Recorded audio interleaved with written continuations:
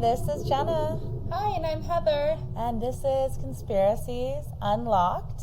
And if we sound a little different, it is because we are not in our studio. We are back to where it all began. We are in a fort, cave thing in Heather's living room. We decided to have an impromptu slumber party last night, and her kids made my kids a pillow fort, and then we were like, well, we'll just do the podcast here. So here we are in a pillow fort. Well, there's not a lot of pillows around. It's not us a pillow, right yeah. There's not. But there it was. Yeah. But the sheets are all up over our heads. Yes. They did really very good. Very secure. Yeah, they did really good. So we might sound a little funny, and that's why. So this is our first like we've been doing time traveling leading up to time traveling, and now we're going to get into real supposed alleged time travelers. And this one is all about John Titor, and he it's Titor. I'm not sure if it's supposed to be Titor or Titor, but Titor is fun. Titor. Titor. I think it's Titor. I guess we can use Titor. It doesn't roll off my tongue. Titor is probably more I think it's Titor. Yeah, Titor. Okay. Yeah, John Titor. Yeah. You're second guessing myself. You're making me second guess myself because I'm like, I know it's Titor, and you're having me say Titor. Because it's funny. I just want you to say tit. Okay. Well, have you ever heard of the time traveler named John Titor? I have not, no. So he was a very famous alleged time traveler that surfaced in the early 2000s via message boards. And for those of you that don't know what a message board is, it's much like Reddit, but really dumbed down, less than that for the 2000s. He claimed that he was from the future and was on his way to the 1970s and stopped in early 2000s along the way. And his story has just been kind of circling over the internet ever since. And his story's always intrigued me because I'm like, what if he is telling the truth? What is going on? Like, who was this guy? Where did he come from? Is he for real? So picture this. Let's just picture this for a moment. The year is 2000 and the internet is brand new. Only 42% of the USA households, United States households, had internet in their homes, which was really surprising to me because I was like, that's actually a lot for that time. But in 1999, only 26% had the internet. So I think that in 2000, that was a big technology boom, and more people were going with the new millennium and let's go get internet, and I think that was a big deal. Did you have internet in your home? I did. Okay. I did not have internet in my home during those time periods. 99, 2000, we did not. Yeah, so I got it in probably right into, probably 99. We were probably, 2000 was probably honestly when we got internet. Mm-hmm. And yeah, blah blah blah, sorry guys. So back then they had AOL Instant Messenger. So you can direct message people. There was chat rooms, Yahoo chat rooms where 100 people got on there and they were just talking, but it wasn't as widespread, and you don't really have chat rooms anymore, I don't think. Remember, but chat rooms were a big thing. The ASL, age, sex, location. Oh yeah, ASL, yeah. And then remember how you had to wait 5 hours for one song to download on Napster, or if you were like me, you used Kazaa. Oh, what was the other one? LimeWire. And didn't a lot of people get in trouble for illegally downloading songs? Yeah, from Napster was where they got in trouble, and they never hit Kazaa, and that's what I had, so my parents never got in trouble, I guess. I don't know how they, I don't know what exactly happened. I just know the founders of Napster, got in trouble, but I don't know. I was too young, so. Yeah, and people might not even know that. Back then, there was no, Spotify or Apple Music or anything like that, iTunes. There was nothing where you could just stream. You had to pay per song or per album, right? After. So this, and you still had to wait 5 hours for it to download. So you would either go to the warehouse, go to Sam Goody to buy the CD, or you would illegally download it, like, from these websites. Napster, LimeWire. Now, and it would take literally 5 hours because you're on dial-up, and it would literally, you'd be waiting days. I remember going to bed and waking up and it being like going to bed at like 4% has been downloaded, and waking up in the morning and it being like all the way up to 56%, and I'm like, almost You're there. like, my song down. Almost there. But while you're doing this, you can't do anything else on the computer because the computer just won't work. So it just slows everything down. Anyways, there's also like no way to really get like pictures on the internet without a digital camera or a scanner, and those were not common back then. And then once you got them to the internet, to the computer, like, where would you put them? Send them to your friends on AIM through instant messaging.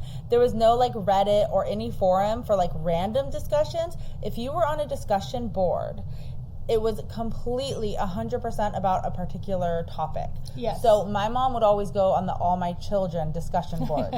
Because the soap opera. And so she found that, and that was like her people. So she would talk to all the people on there. But it's very like niche. It's like whatever it is. It's not like Reddit where you can just go there and just whatever, just talk about your foot, you know. You'd have to go to a foot fetish website. Like there's no WebMD. There's no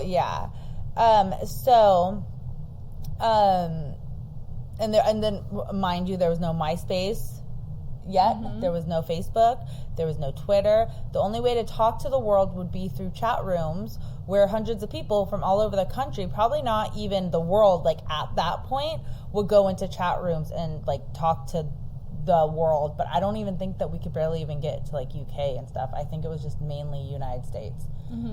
Because I think that they separated it, and the UK had chat rooms, the US, because I remember seeing UK chat rooms, but you just kept it in the US back then. I don't remember because I my sister had a computer and she had AOL, and I would go to her house and use it with her, but I never had it in my house, so I don't remember. I didn't have internet or a computer at my house until I was in my 20s. Okay. I didn't even get internet for the first time until you moved in with me. Oh, yeah. That was the first time I was going to school online, internet. so I had to have internet, And that was in like 2011. 12 when I moved in. Yeah, that's crazy. That was the first time I had internet. So, and then even then there was barely Netflix. There was MySpace back then, though. No, but Netflix on streaming, because I was thinking of streaming services, why you would want the internet. Back then there was Netflix, but there was no Hulu, there was nothing else. Netflix was like the first streaming thing, and I remember I had Netflix on, how did I have Netflix? I think I got it through my Xbox or something. Probably, because I know that you would get, like, people could get the CDs or the DVDs in the mail and then mail them back. Like No, but I remember, because I remember watching Raising Hope on Netflix in my room in your house. Yeah. So there must have been through something we connected the TV to something that had internet that could do that, because smart TVs weren't a thing, obviously. Yeah, there was no smart TV. It had to be your Xbox. Yeah, it had to be my Xbox. All right, well, anyways. That would make more sense. Yeah. So back to the back to the John Titor and all of this traveling stuff. So picture this. It's the year 2000. You're on the topic discussion board, or in like the chat room or whatever, but you're on like this specific niche chat room or discussion board, and this guy comes in with the screen name Time Travel 01, saying he is from the future. Duh, you would think this guy is crazy. Bullshit. And he is totally fucking with us. But then he goes to several discussion boards and says more and more specific things, making you wonder, like, could this guy be for real? So, that is like the gist of John Titor, and we'll just get into it. It was hard to find like the specific posts that John Titor made, and I happened to stumble across a discussion board that had every one of his posts, like in order, every post that he made in order. Oh, that's. So this information is on Mariner Talk Chat Forum, Mariner, and it was posted by user Jason, and he's actually the admin of the site, and he just posted it this year, January 2023, at 11:19 a.m., which is very like interesting to me. It's very specific. Because had I done this before, because I've always wanted to do this story, I wouldn't have had the information. Oh, so I'm really like thankful for Jason for doing this. The title of his article in this forum is called The Story of John Titor. So thank you so much, Jason, whoever you are. You put a lot of work into this and just trying to get everything together. Like that's really good. And I really appreciate you. And you can also find everything that we talk about. You can find the pictures that John Titor sent through the messages on this on Jason's discussion board thing that he did. So like everything is there, and there are about 150, actually it turned out to be 158 pages worth of posts that John Titor did. Wow, he did a lot. He did a lot of posting. I'm gonna try. So what I'm doing is I'm just going through it and I'm skimming as much as I can, and I'm maybe like a quarter of the way through. But a lot of it is repetitive because he even says within his chat room, within the discussions, he'll be like, I understand that new people are coming to the chat, and every time I come on, there's more questions, and I'm trying to answer them, but a lot of these I've already answered. Oh, yeah. So you guys can answer for me if I'm not here. That way we can move along with this, right? Because he's like, dude, I cannot He doesn't want to keep repeating himself. Yeah, exactly. That would get tiring for anyone. So it does. So some of it does get. So some of it does get repeated. So it's not like I'm going to go through 158 pages with you guys. I'm skimming it. I'm reading it, and I'm just going to summarize it for you. And most of his posts were on Time Travel Institute and the Art Bell Coast to Coast AM message boards. Oh, Coast to Coast. Yes. That is, I love that. Coast That was the they had the UFO thing, right? They talk about everything. Yeah. But they talk about aliens a lot. But yeah, I love that. So November 2nd, 2000, Time Travel 01 makes his first post claiming to be from the year 2036. And this is actually a post from January 27th, but it's a good starting point. It says, greetings. I am a time traveler from the year 2036. I am on my way home after getting an IBM 5100 computer system from the year 1975. My time machine is a stationary mass, a temporal displacement unit manufactured by General Electric. Okay. The unit is powered by two top-spin dual positive singularities that produced a standard offset Tipler sinusoid. I will be happy to post pictures of the unit. I have been communicating online with others who are interested in time travel. Now that snippet that I just read is a post that he did in January. So now I'm going to move it back to November, and then from here on out it'll all be in order. But I just wanted, that was pretty much sums up why he's here. That was a really good just starting post just from him. So and so of course all these people are asking him all sorts of questions, and he explains what we need for time travel on November 2nd, 2000 at 1 p.m. or probably 1 a.m. 100 hours, so 1 a.m. So he says, I saw the posting requesting the basic system for a gravity distortion system that will allow time travel. Here they are. Number 1, magnetic housing units for dual micro singularities. Number 2, electron injection manifold to alter mass and gravity of micro singularities. Number 3, cooling and X-ray venting system. Number 4, gravity sensors, a VGL system. Number 5, main clocks, 4 Celsius units. And number 6, main computer units, 3 of those. Okay. So then on November 4th, they say, somebody asked, what does time traveling look like? And he says that the unit has a ramp up time after the destination coordinates are fed into the computers. An audible alarm and a small light start a short countdown, at which point you should be secured in a seat. The gravity field generated by the unit overtakes you very quickly. You feel a tug toward the unit similar to rising quickly in an elevator, and it continues to rise based on the power setting and the unit is working under. At 100% power, the constant pull of gravity can be as high as 2 Gs or more, depending on how close you are to the unit. There are no serious side effects, but I try to avoid eating before a flight. So that reminded me of when they time travel in Tomorrowland. Did you ever watch that movie? Yes, and they get out and they're like, they need a Coke because they're just so drained of energy and stuff. So, and he says that there's no bright flash of light is seen. Outside the vehicle appears to accelerate as the light is bent around it.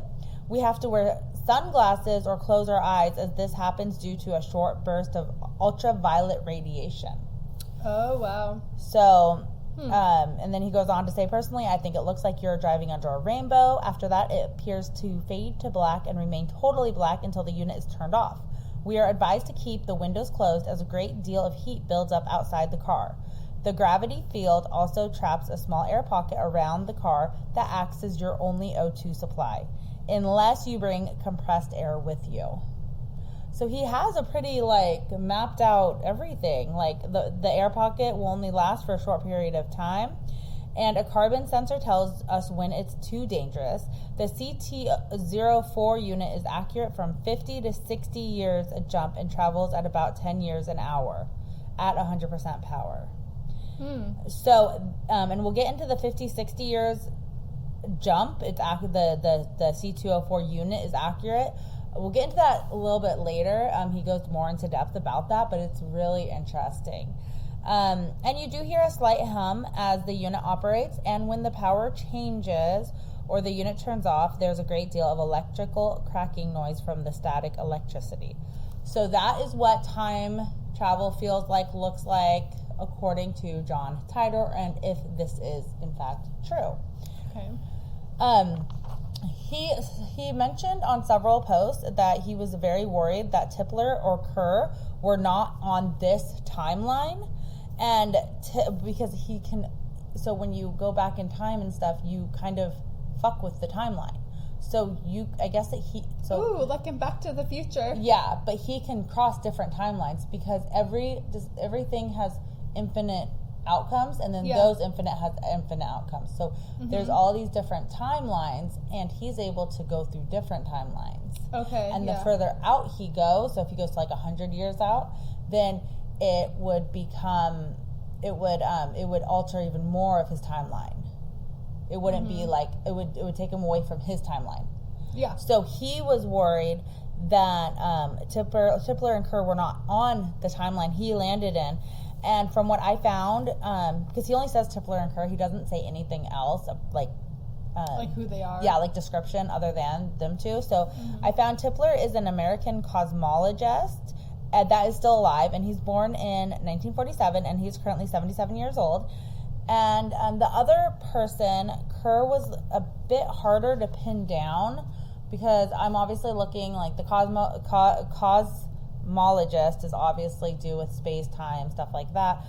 So that's all I was looking for, was like a scientist, something physics, something like that. And the other person, Kerr, I think that he was referring to a Scottish physicist who was the inventor of electro-optics. He died at the age of 82 way back in 1907. So Tipler and Kerr were never together, if this is the correct Tipler and Kerr. And Titor must have been worried that someone had already altered the timeline because he could not find anyone that knew who they were. So he was concerned, and now he's like, okay, cool, you guys have heard of him. Because you have to also think Wikipedia wasn't a thing back then. If you wanted to Google somebody, Google wasn't even a thing, or maybe it was like brand new. Like you couldn't like search things like you can now, where you put in a name and 85 names come up and everything, everything about the person comes up. Back then, you would have to like go to a library. You'd have to like go looking for information. Yeah, it was a lot harder to find things quickly. Yeah. And then you also have to think that John Titor, just being here in the year 2000, and then also in the 70s, would alter the timeline, even if he tried not to. But he is actively putting himself out there right now. So he's like actively like altering this timeline. Just by talking about it. Because even if he shows up, it's like the butterfly effect. Even if he shows up, he's going to alter the timeline. Just by him, even if he comes in, he takes one step out and he goes back in, there's going to be some sort of altering. Just by being there. By breathing in the air. Or what if somebody saw him that wasn't supposed to, or... Yeah, so it's interesting that, like, he doesn't want to fuck with the timeline, but he's actively putting himself out there. Mm-hmm. And he consistently says, I don't care if you believe me. I'm not here for that.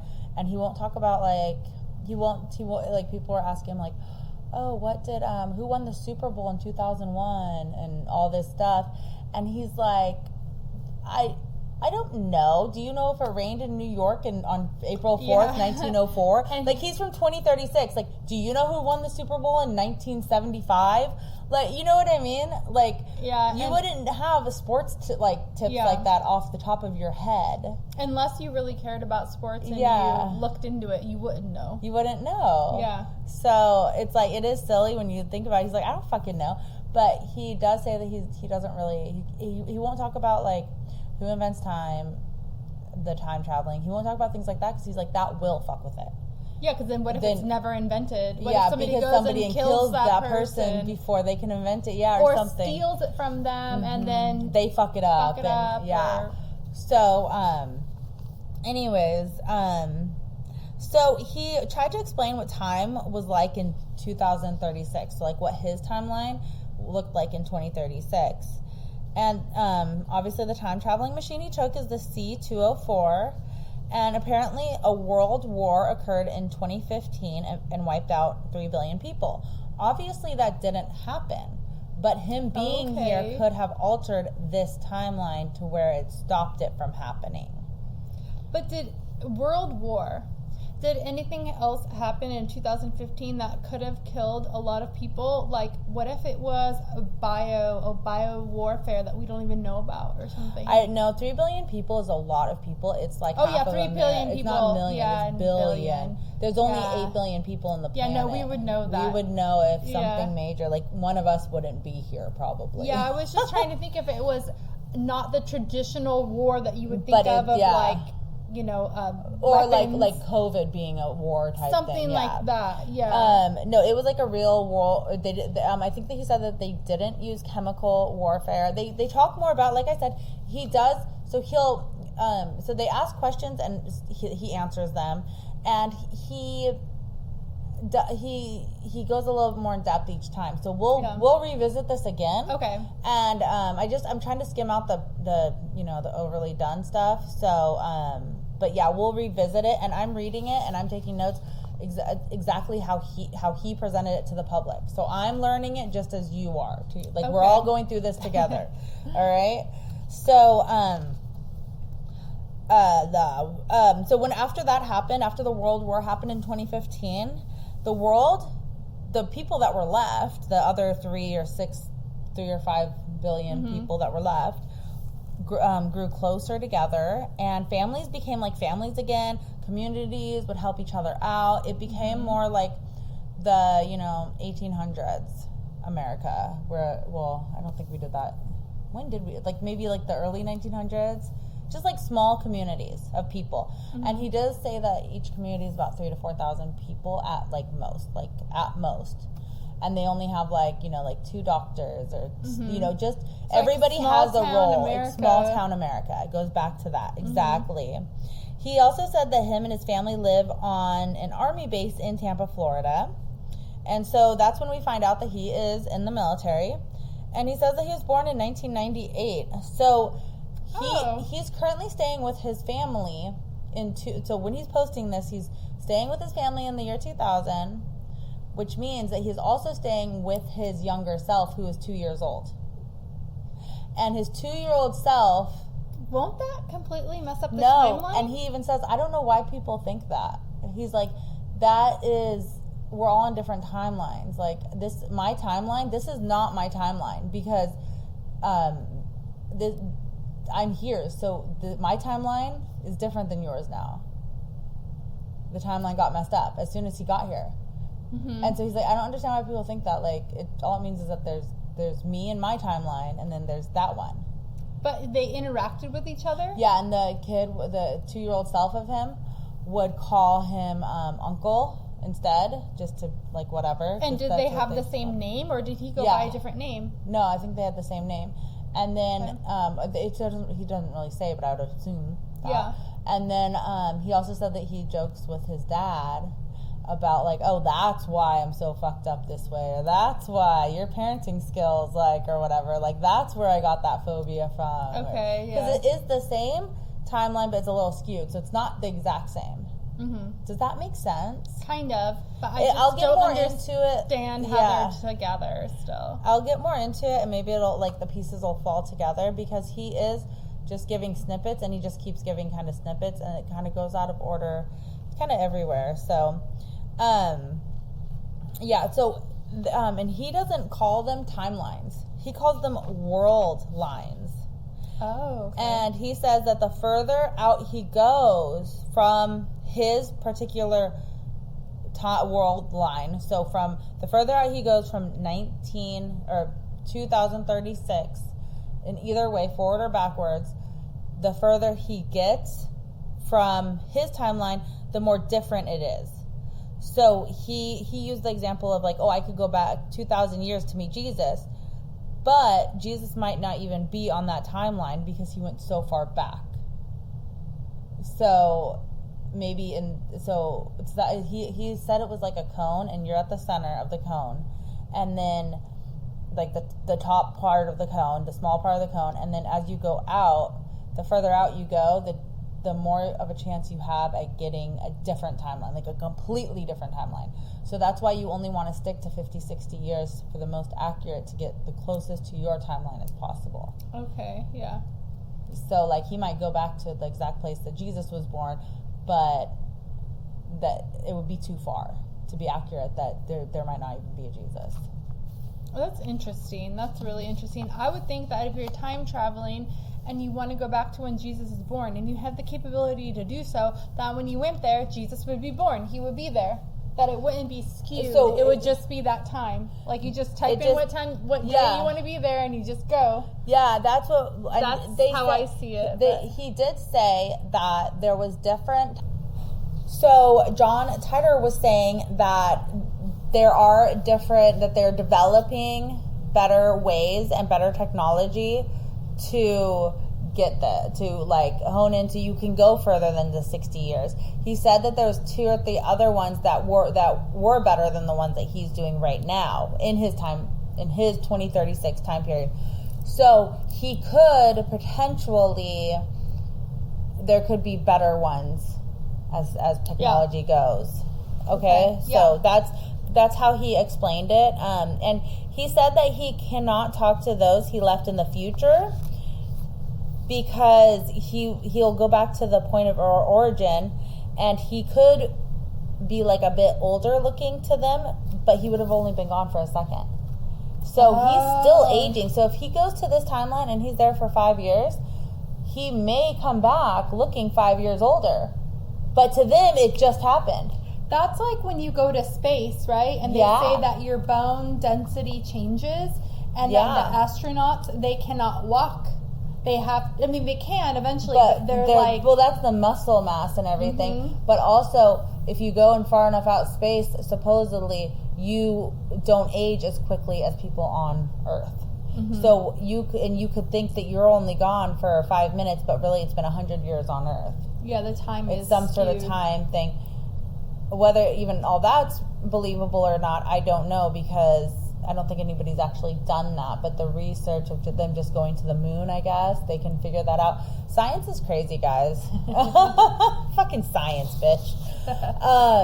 But this made me think, I think it was a reel that you shared to me, or I shared to you. Somehow I saw it, and I would have shared it with you, where the guy, there's a man with like a GoPro or like a Ring bell camera, security camera, and he sees this guy that's like 20 years old go into his shed. Oh, yeah. And then, 10 minutes later, come back out as a 50-year-old man.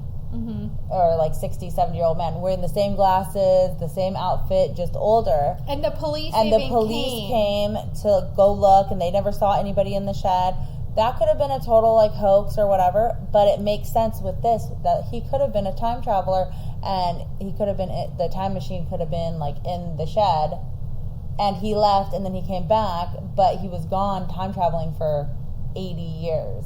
I was thinking like maybe there was a portal or something. Yeah, but to us, he was only gone for an hour, but to him, he was actually gone for 50 years or 40 years. Because he did age He a lot. aged drastically. If it's true. real. Yeah. Exactly. But that's what that reminded me of, because he still ages even though he's in time traveling mode.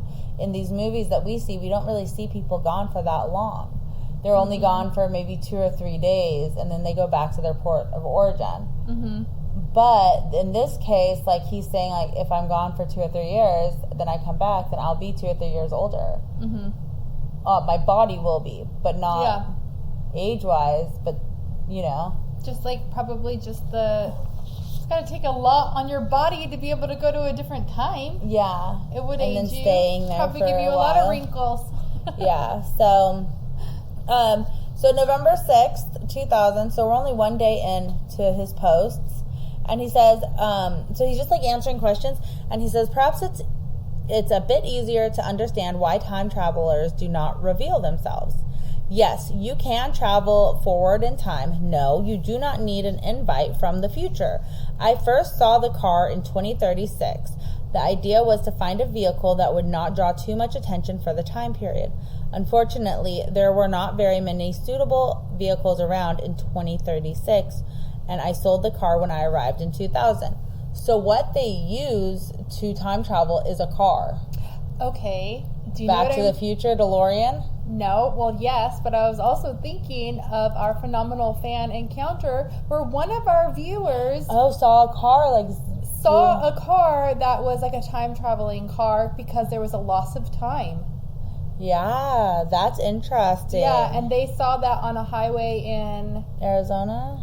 I don't know. I'll have to go back to the episode, but it was in the first one that we did, I believe. Wow, yeah. So it's interesting how things cross over where you're like, oh, wow, that that tracks with this, Yeah, but and that was a first-hand eyewitness account.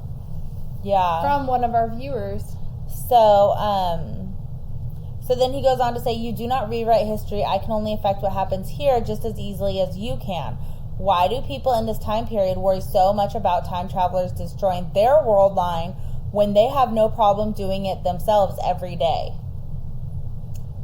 So he's pretty much like calling us all out. He's like throwing some shade there. Yeah. And then he says, my goal is not to be believed. Most people do not take news or the war very well, but I find that everyone believes it's inevitable. Even in your own history are not great inventions and discoveries made during a time of war in your effort to kill and maim in new and more efficient ways. So he's almost saying like you have to have war to move forward. It's inevitable. It's kind of weird. It is weird because I think that there's never going to be a world without war. As much as people would love it to be that way, I don't see that happening. And if it did, it would be like it would have to be billions of years from now or something. No, it would have to be something catastrophic, like what he's saying, where half the planet is just demolished, and then it would have to be, like half the planet demolished, and then it would have to also be that these people come together. And even then, I was already thinking about it, and I was like, as we move forward, like apocalyptic. People will go back to not wanting to conform. People will start to go back in rioting, and people will go back to like fighting and stuff. So there's really no way. It's like The Walking Dead, even though it's not zombies, but like it's like The Walking Dead, where it's like something does happen and people do come together, but a lot of people don't. It's like you're just for yourself because you have to be. Yeah. Otherwise, to survive. Well, it goes on that that isn't happening here. They actually all come together quite nicely in his world. So, anyways, we'll get into that more later too. He goes into detail about that.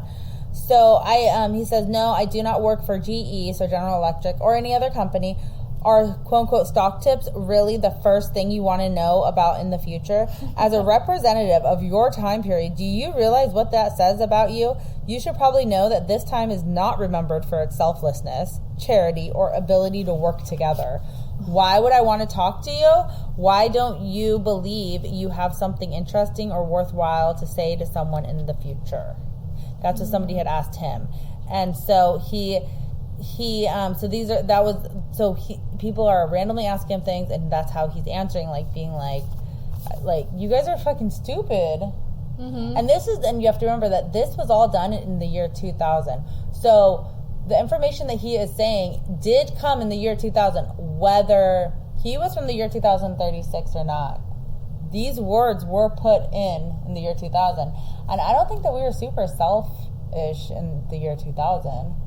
I think we got more selfish in the year, like, 2010, 9. With social media or with maybe that's what made everybody more like the ego. Everybody's ego got really big. Something like that. Something shifted because I feel like it was more closer. You were more closer with your family and stuff before in like the 90s, and then. Well, yeah, because the technology, you spent more time with your family because you kind of were forced to. Not forced to, but you didn't have the option of just vegging out on your device or whatever. Yeah. You know? Yeah. Yeah, and you played and you did things. You went outside more. So this is interesting. He talks about global warming and the ice caps. And we cannot do a whole side tangent on this. We need to keep on track, Heather. Yeah. Because it's just some fun information from the quote-unquote future, so we're not going on a tangent about this. Okay. I've already decided. Okay. It's literally in my notes. Do not let Heather go into a tangent. We will not. Okay. So on November 6, 2000, so we're on the same day. He's only been in this discussion forum for one day. He stays for like months. So this is how we're going. He said, you asked about the North Polar ice pack. I never said the environment wasn't a problem. Doesn't water expand when it freezes? If the polar ice cap melted, wouldn't sea level go down? I don't know if there's enough ice for this to make a difference, and I'm not an expert on global warming. But I'm like, wait a minute. So I asked Brad, I was like, does water expand when it turns ice? And he goes, yeah. And I was like, well, if all the things melted, then I repeated what John Titor said. And he goes, well, but the ice is on top of the water. Like, because the icebergs are on top. They're not in the water. And I was like, oh, that's true, too. But it does make you think that, like, wait. But without going on a big tangent, I did see an article that stated, it was a science, I don't remember where I saw it. I'll have to look it up if we want to, like, actually source it. But it was a little article that stated that even if all of the ice melted in all of the world, all over, it would still not be enough to quote unquote like sink us all. Like, it would rise, but it wouldn't be enough for everything to just be. No, I saw a simulation, and we would actually still be here. It's more Florida would be gone, Texas, Louisiana, parts of Texas, Louisiana, but we would still be here. Like, California, San Diego was still there. I think some of the Bay Area got like out, but so I think it more affects over on the eastern side of the world. Yeah, I don't remember the graph that I saw but it wasn't as much as you would think. Yeah, I thought that it would be like massive, like Noah's flood type shit. But, yeah, no, it's not that much. And they are saying that it's going up 2 centimeters every year, and they just had to displace like 300 homes, like families off these little islands, and they put them on the main island. I forget where it was, but it's somewhere in like over there, like not near us. And they had to, so they made like all these 300 homes, like the government, and they started this project in like 2015 because they knew that it was going to take out these houses pretty soon. Oh, so that they would have a place to go. Yeah, so and just like little tiny houses, like with like probably like 2 rooms and a living room, and that's it. Like a little bungalow, like a little box, yeah. And they're just all lined up like little boxes on the and tiny home. Yeah, like 300 of them, and they just got moved 2 weeks ago. Wow. Where is that? It's somewhere, I cannot think of the name or even what country or continent. It's like in Asia area. It's like over there somewhere. It's not in the Americas. It's not America. All. Okay. No, not in any of the Americas. Anyways, so that's why I didn't want to do a whole tangent, and I want to like, let's bring us in because I know there's a lot to talk about with the global warming and everything. So, he says that time travel occurs by displacing gravity, which I don't know how you displace gravity, and you know what? I'm just going to call it science, bitches. A lot. He actually talks a lot of like scientific details that I just don't fully understand. But he goes into like how his time traveling machine works and all this stuff, and I don't understand it, so I just left that out because that's not really the big part of him coming here. Yeah. It's more the fact that time travel could potentially be real, and what is he saying that did and didn't come true, and how would he know things? How would he know things in the year 2000, stuff like that. So he also says that he keeps getting sick, like getting colds. That's like his main issue. From traveling? Because you think about it, and he doesn't have the same immunities. It's just like when kids go to a new school, they get sick. Oh, he's exposed to different 36 things. years later. So if we were to go in the past or in the future, we would get sick too. Because we aren't exposed to these things, to whatever's unleashed right now. Yeah, who knows? Yeah. New bacteria or virus. Yeah, exactly. And every strain is always different. It's always mutating. So everything on the planet, pretty much, he wouldn't even be able to withstand. Wait a minute. If he's time traveling, could he be spreading these different viruses to different timelines? That's interesting. Like the Spanish flu ended up, a time traveler brought it here, and we called it COVID. What if a time traveler went to 1901 or whatever year the Spanish flu happened? Brought it back here. He could be spreading around sickness. Yeah, that's a good point.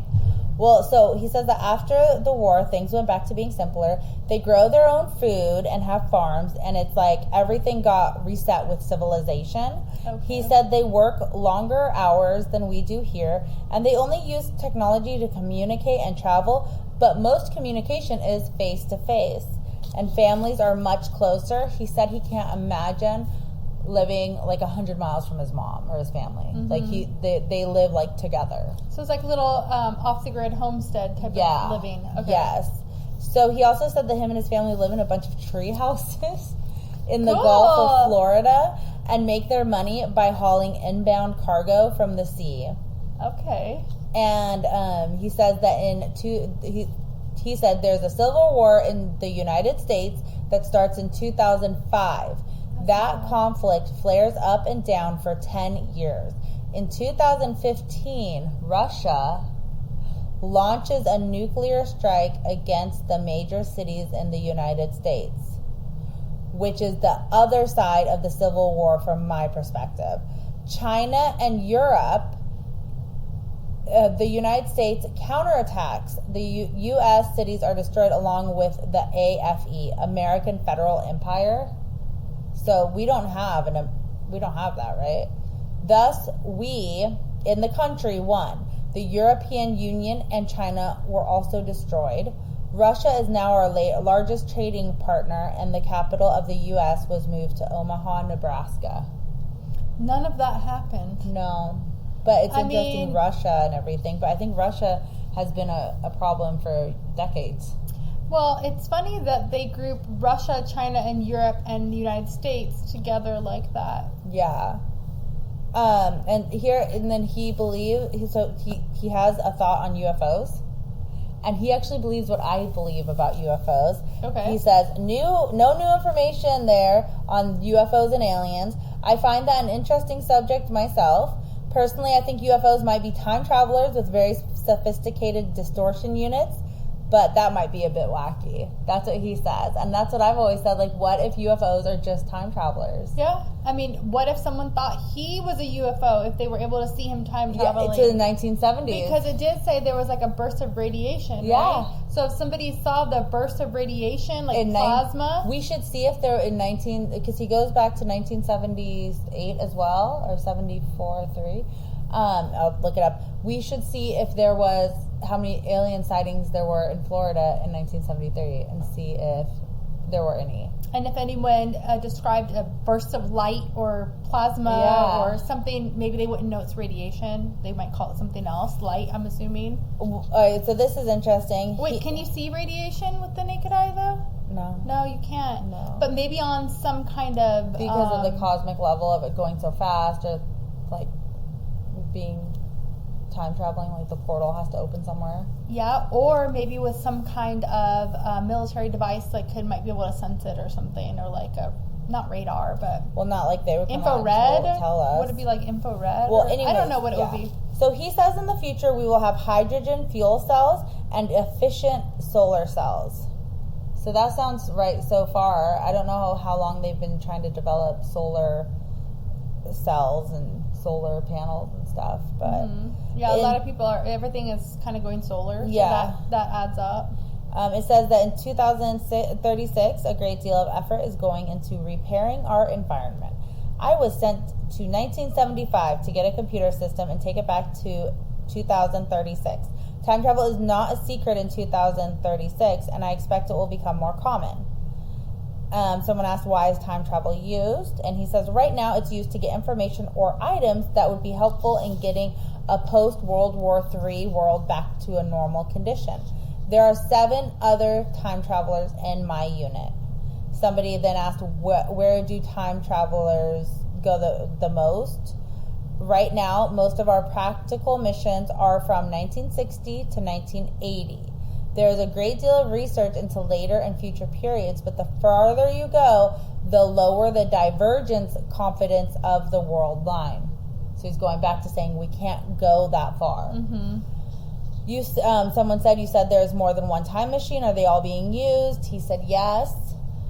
And then he said that he is here for personal reasons for a few months now. I've been trying to alert anyone that would listen to the possibility of a civil war in the United States in 2005. So maybe he stopped it by him being here. But 2005, I'm trying to think if there was anything that would have been a year after Bush was reelected. And we were in Iraq, the whole Iraqi war.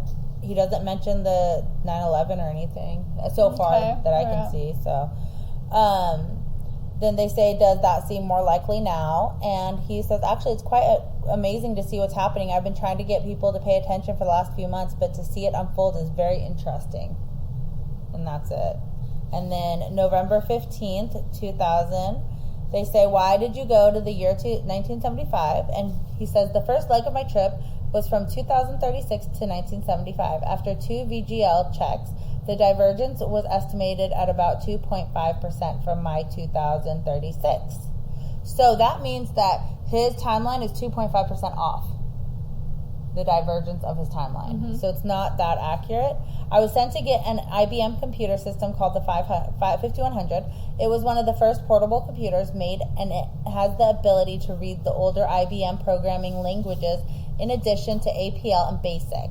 We need the system to debug various legacy computer programs in 2036. Unix has a problem in 2038. So he went forward in 2038 and knows that something is going on then. And then November 21st, he says, all of the questions asked have been answered in one way or another. You assume I am here to start a war. I guess someone must have, someone said that he was here to start the war. And he says, consider this. You are a time traveler who wishes to go back in time to 1941 because your grandparents lived close to Pearl Harbor in Hawaii. You realize you can't stop the war, but you may be able to help them prepare for it. Strangely, December 7th comes and goes with no sneak attack. As the war in Europe rages on, Japan fails to join the Axis power. There is no war in the Pacific, and the United States remains neutral. Then you watch as Germany begins to develop the atomic bomb, all by themselves. For a change, I have a question for all of you. I want you to think very hard what major disaster was expected and prepared for in the last year and a half that never happened. As far as the war goes, I have faith you are quite capable of starting one all by yourself. I am hard-pressed to accept any criticism on my outlook on this subject. Growing up might have been a vastly different experience for me than it was for most of you. Personal responsibility, determination, honor, friendship, and self-reliance are not just words we try to live up to or fantasize about. On my world line, life is not easy. We live in a world recovering from years of war, prison, destruction, and hate. All of it. Courtesy of the thinking and actions of people that live right now in the same world you do. Worrying about which stocks to buy or whether or not a stranger is lying to them on the internet. I believe that hardship and challenge develop character and community. My first experience with a war came when I joined a shotgun infantry unit at the age of 13. In the 4 years I served as a rebel, I watched the hundreds of people get shot, burn, and bleed to death. I know exactly where I was and every detail of the exact moment the first nuclear warheads began falling on Jacksonville. I know the pain and regret of not acting soon enough to enjoy a relationship as a loved one dies of brain cancer from a war that gained nothing. How can you possibly criticize me for any conflict that comes to you? I watch every day what you are doing as a society, while you sit by and watch your constitution being torn away from you. You willfully eat poisoned food by manufactured products no one needs and turn an uncaring eye away from millions of people suffering and dying all around you. Is this the universal law you subscribe to? Perhaps I should let you all in on a little secret. No one likes you in the future. This time period is looked at as being full of lazy, self-centered, civically ignorant sheep. Perhaps you should be less concerned about me and more concerned about that. Wow. Somebody fucking pissed him off in that little forum. Yeah. So that is where I'm going to leave you off at. We're all done for now. We will have a part 2 and probably part 3 and possibly part 4 next week. So stay tuned and find out what else he has to say. It is very interesting because he does predict a few things that did happen, a few things that that they avoided that almost happened. So stay tuned. It's really fun and it's interesting. And do you think that time travel is real? Yes. Do you think the UFOs we see are time travelers? Possibly. I think some of them are, definitely. Possibly, but I think a lot of it is just technology that from another dimension. Yeah, interdimensional beings. Yeah, so that would be time traveling. Or another world or another dimension, realm that we just can't get to. Yeah, so thank you guys so much for listening, and don't forget to share, like, and subscribe. And email us at conspiraciesunlocked@gmail.com. Thanks. Bye.